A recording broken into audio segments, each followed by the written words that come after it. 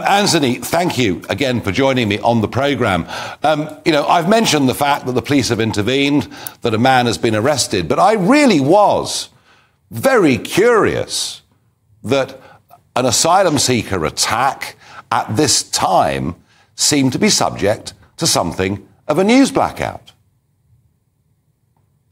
Well, I agree with you, Nigel. I think it is curious.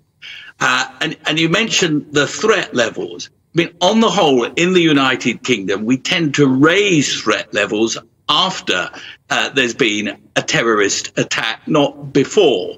And why that is the case, I do not know. We're told the threat level is dictated by intelligence.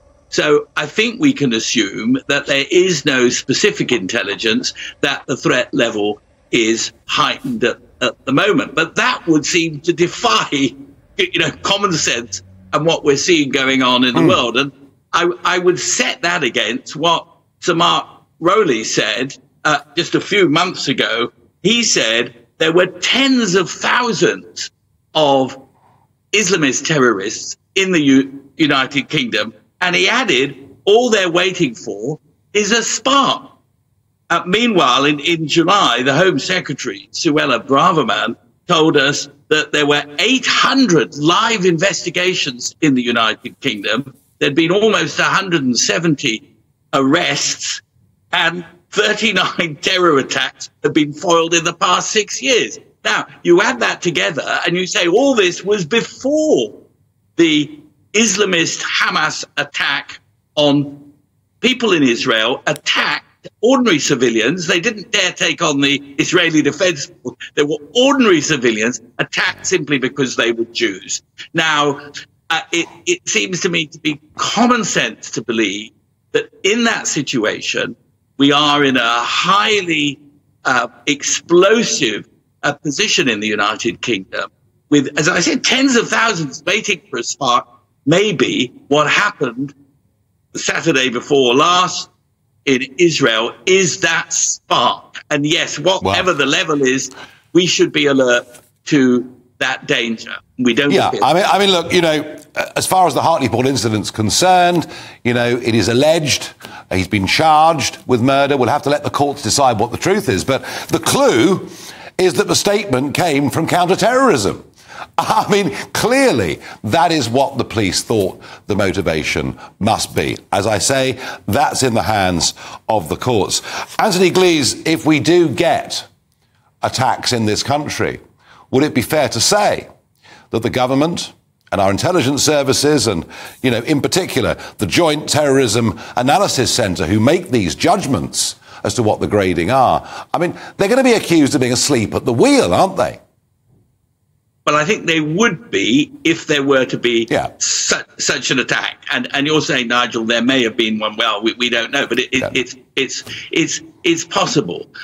However, I think what's really important is that when we look at what Suella Braverman, the Home Secretary, has said, as very often, in my personal opinion with her thinking is right, but her language is wrong.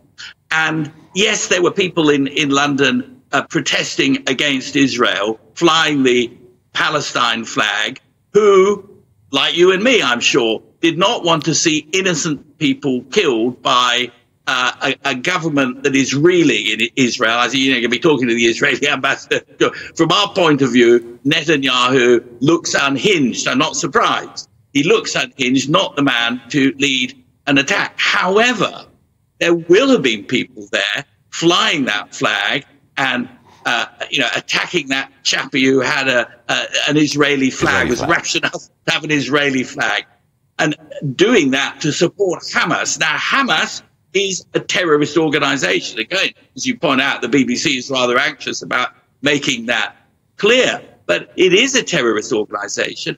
People supporting Hamas are supporting terrorism, and we're also seeing on our campuses, I've been able to draw attention to that, lecturers and others involved in moulding impressionable young minds, glorifying the Hamas attack. Caged prisoners, caged as they're now called who are very active on campus, they said it was the inalienable right of Hamas to carry out that butchery on Saturday. So where you've got this, and where you've got impressionable young minds who think that there's a great injustice here that they've got to right, got a situation of radicalization.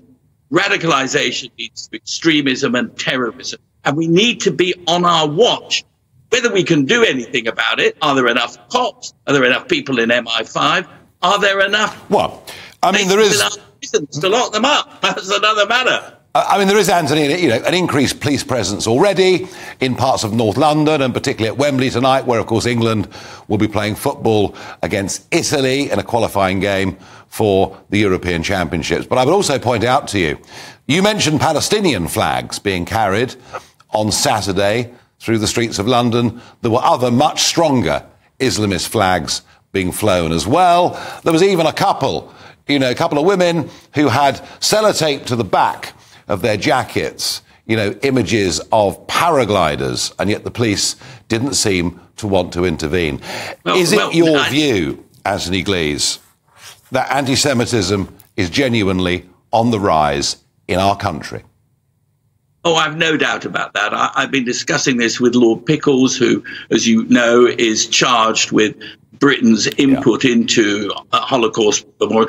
People in our generation has done more to educate people about the Holocaust, I think, than ever been done before. And yet we still see people blaming the Jews left, right and centre. And yesterday I was listening to the Prime Minister's very stirring speech in Parliament, where he described that Saturday attack as a pogrom against the Jews. A well-chosen word by our Prime Minister, and it was a moving occasion. When I came out, I sent you a photograph if you want, there was a lady with a placard right in front of the gates where the Prime Minister's cars were about to come out, with a placard saying Israel is a terrorist state. She was all spattered with that. And the cops were looking at her. She was bonkers. She came at me when I tried to challenge her. She was bonkers. But that is the reality. You have bonkers people.